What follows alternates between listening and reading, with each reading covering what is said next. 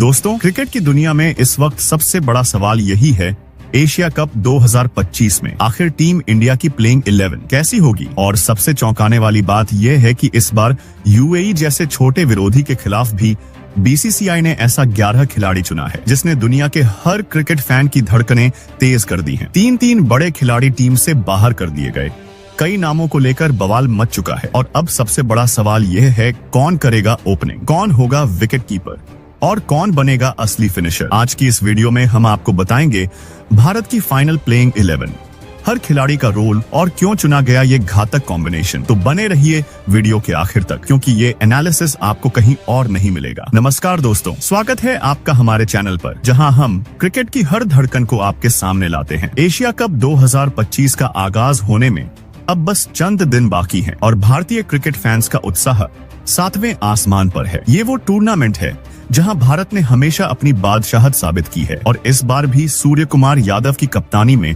Team India तैयार है मैदान पर तहलका मचाने के लिए। लेकिन सवाल ये है कि यूएई के खिलाफ पहले मुकाबले में भारत की प्लेइंग 11 में कौन कौन से सितारे चमकेंगे, ओपनिंग की जिम्मेदारी किसके कंधों पर होगी, विकेट कीपिंग कौन संभालेगा, मिडिल ऑर्डर में कौन मचाएगा धमाल और गेंदबाजी में कितने स्पिनर पेसर होंगे। आज की इस वीडियो में हम आपको बताएंगे ए से जेड तक हर डिटेल, वो भी इतने रोमांचक अंदाज में कि आप स्क्रीन से हट ही नहीं पाएंगे। एशिया कप हमेशा से क्रिकेट फैंस के लिए एक त्योहार रहा है। ये वो मंच है जहां भारत पाकिस्तान जैसे महामुकाबले पूरी दुनिया को टीवी स्क्रीन से चिपका देते हैं। इस बार टूर्नामेंट और भी खास है क्योंकि ये यूएई की धरती पर खेला जाएगा, जहां की तेज पिचें और गर्म मौसम हर टीम के लिए चुनौती बनने वाले हैं। लेकिन भारतीय टीम, जो अपने ताबड़तोड़ बल्लेबाजों और घातक गेंदबाजों के लिए जानी जाती है, इस चुनौती के लिए पूरी तरह तैयार है। तो दोस्तों, अगर आप भी टीम इंडिया के सच्चे फैन हैं, तो अभी लाइक बटन दबाइए, चैनल को सब्सक्राइब कर लीजिए और बेल आइकन दबाना न भूलें ताकि हर अपडेट आपको सबसे पहले मिले। चलिए बिना समय बर्बाद किए वीडियो शुरू करते हैं और जानते हैं कि एशिया कप 2025 में भारत की रणनीति क्या होगी। एशिया कप 2025 का शेड्यूल और फॉर्मेट। दोस्तों, एशिया कप 2025 का आगाज 9 सितंबर से होने जा रहा है और इसका फाइनल मुकाबला 28 सितंबर को खेला जाएगा। इस बार टूर्नामेंट संयुक्त अरब अमीरात यूएई के 2 शहरों अबू धाबी और दुबई में होगा। ये दोनों शहर अपनी शानदार पिचों और विश्व स्तरीय स्टेडियम्स के लिए जाने जाते हैं। अबू धाबी का शेख जायद स्टेडियम और दुबई इंटरनेशनल क्रिकेट स्टेडियम में खेले जाने वाले ये मुकाबले हर क्रिकेट प्रेमी के लिए एक विजुअल ट्रीट होंगे। लेकिन यूएई की पिचें और मौसम भारतीय टीम के लिए कितनी मददगार होंगी, इसका विश्लेषण हम आगे करेंगे। इस बार एशिया कप में कुल 8 टीमें हिस्सा ले रही हैं। भारत, पाकिस्तान, श्रीलंका, बांग्लादेश, अफगानिस्तान, नेपाल, यूएई और ओमान। ये टीमें 2 ग्रुप में बंटी हैं। Group A Bharat, Pakistan, UAE, Oman. Group B Sri Lanka, Bangladesh, Afghanistan, Hong Kong. हर ग्रुप की 4 टीमें अपने अपने ग्रुप में 3-3 लीग मैच खेलेंगी। टॉप 2 टीमें सुपर 4 स्टेज के लिए क्वालिफाई करेंगी, जहां से फाइनल में पहुंचने की जंग और रोमांचक होगी। भारत का पहला मुकाबला 10 सितंबर को यूएई के खिलाफ होगा, जो ग्रुप स्टेज का शुरुआती पड़ाव है। इसके बाद 14 सितंबर को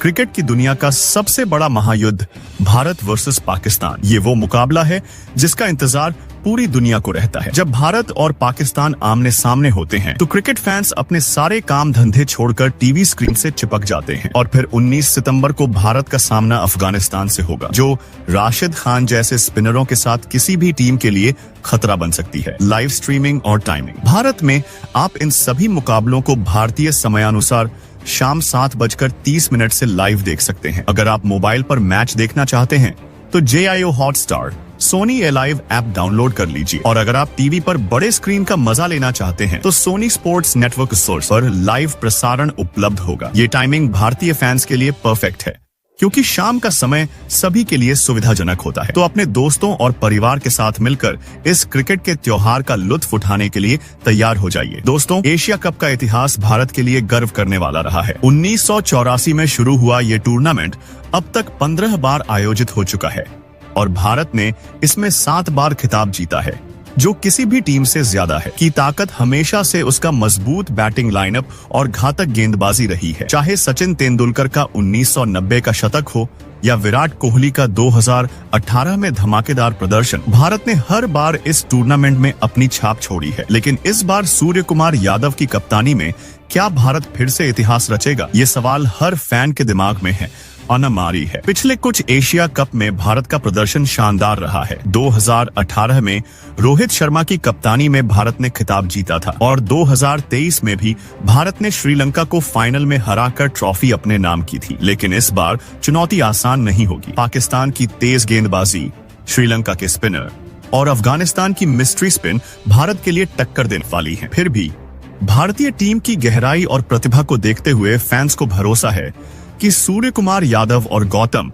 गंभीर की जोड़ी इस बार भी कमाल करेगी। दोस्तों, यूएई की पिचें T20 क्रिकेट और प्री क्रिकेट के लिए जानी जाती हैं। अबू धाबी और दुबई की पिचें आमतौर पर बल्लेबाजी के लिए अनुकूल होती हैं, लेकिन जैसे जैसे टूर्नामेंट आगे बढ़ता है स्पिनरों को भी मदद मिलने लगती है। यहाँ की पिचें शुरुआत में तेज गेंदबाजों को स्विंग और बाउंस देती हैं, लेकिन मिडिल ओवर्स में स्पिनर गेम में आ जाते हैं। यूएई का मौसम भी एक बड़ा फैक्टर होगा। सितंबर में तापमान 35 से 40 डिग्री सेल्सियस के बीच रहता है, जो खिलाड़ियों की फिटनेस और स्टैमिना की परीक्षा लेगा। भारतीय टीम को अपनी रणनीति इस हिसाब से बनानी होगी कि वे पावर प्ले में ज्यादा से ज्यादा रन बटोरें और मिडिल ओवर्स में विकेट बचाकर रखें। पिछले कुछ T20 टूर्नामेंट्स में जैसे IPL 2020 और 2021 जो यूएई में खेले गए थे, हमने देखा कि पावर प्ले में हाई स्कोरिंग गेम्स हुए, लेकिन डेथ ओवर्स में गेंदबाजों ने वापसी की। भारतीय गेंदबाजों,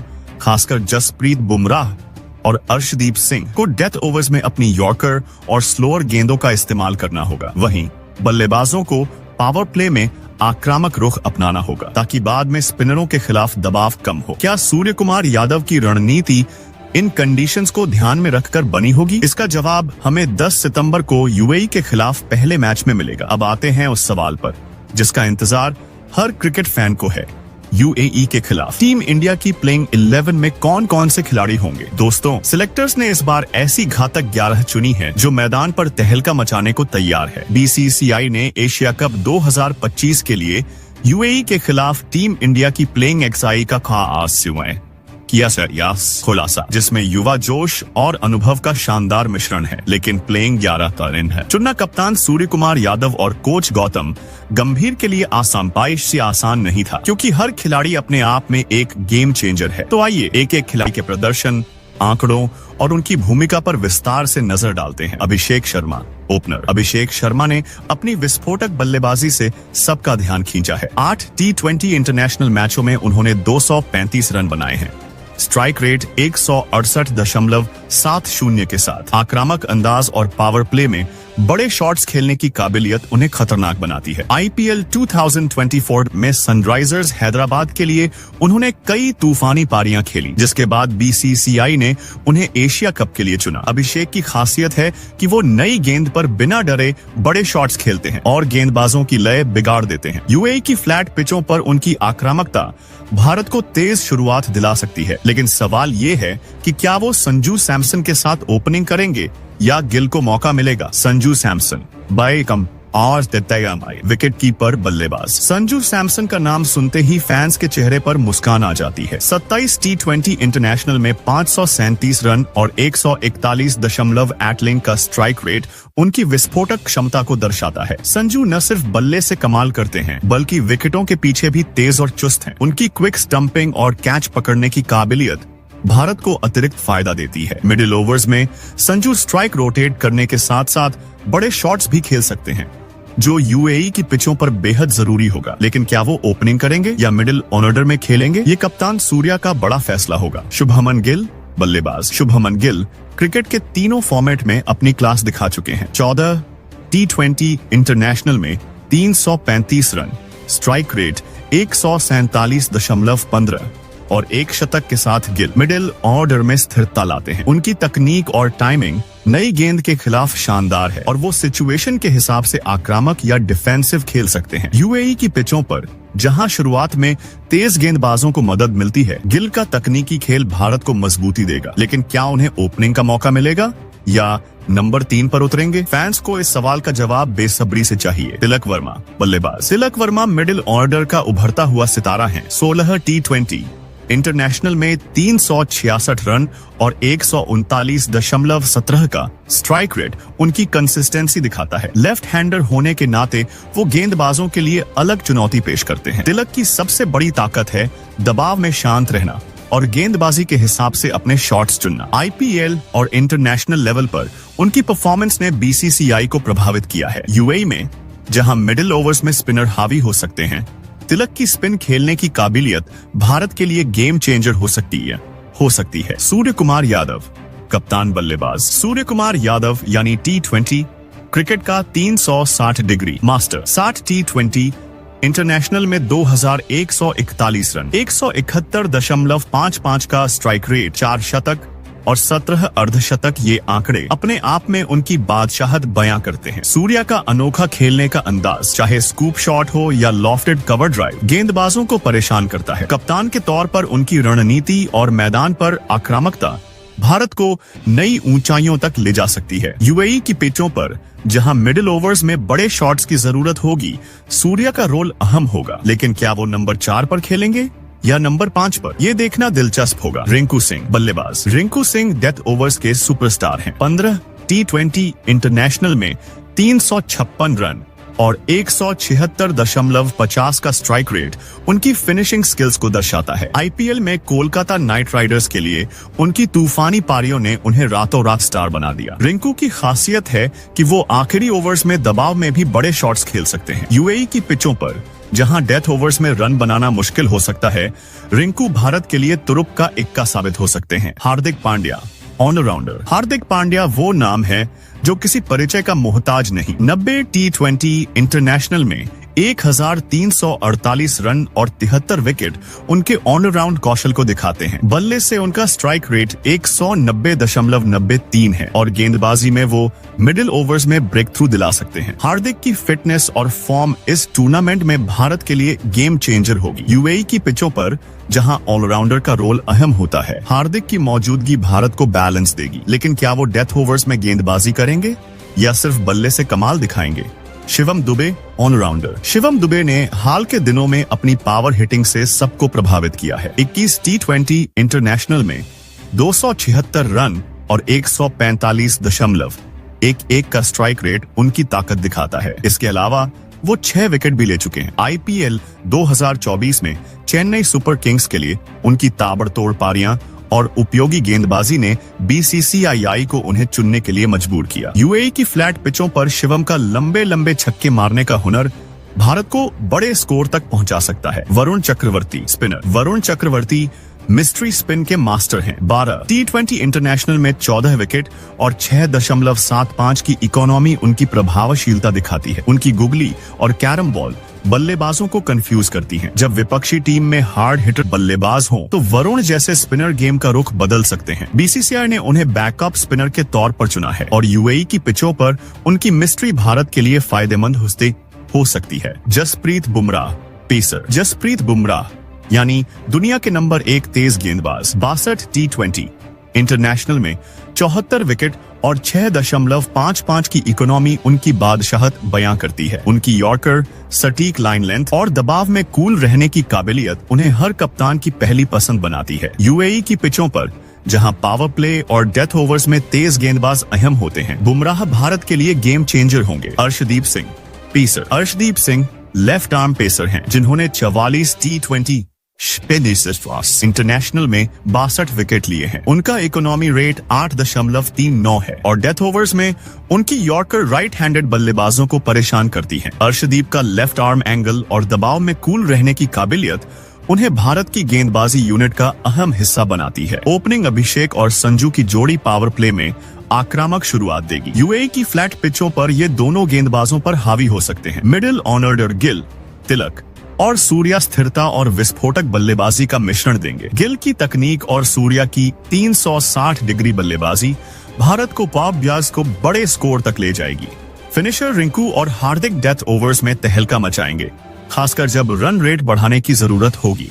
गेंदबाजी बुमराह और अर्शदीप पावर प्ले और डेथ ओवर्स में विकेट लेंगे, जबकि रिंकू और शिवम मिडिल ओवर्स में कंट्रोल करेंगे। इस स्क्वाड में यशस्वी जायसवाल और श्रेयस अय्यर जैसे बड़े नामों को जगह नहीं मिली।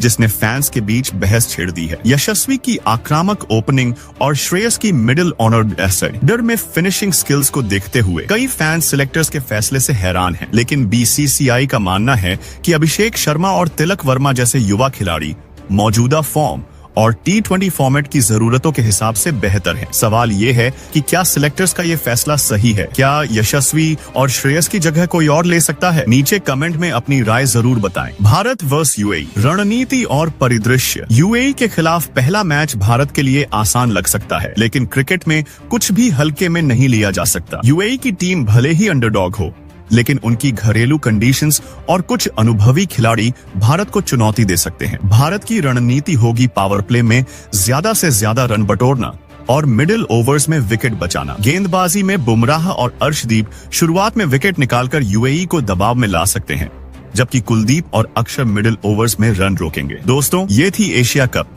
2025 के लिए भारत की धमाकेदार संभावित प्लेइंग 11। अगली वीडियो में हम डिटेल में चर्चा करेंगे कि भारत वर्सेस यूएई मैच में कौन कौन से खिलाड़ी बनेंगे गेम चेंजर। तो चैनल को अभी सब्सक्राइब करें, बेल आइकन दबाएं और वीडियो को लाइक और शेयर करना न भूलें। नीचे कमेंट में बताएं आपकी ड्रीम प्लेइंग 11 क्या है और क्या आपको लगता है कि भारत इस बार फिर एशिया कप की ट्रॉफी उठाएगा। मिलते हैं अगली वीडियो में। धन्यवाद दोस्तों।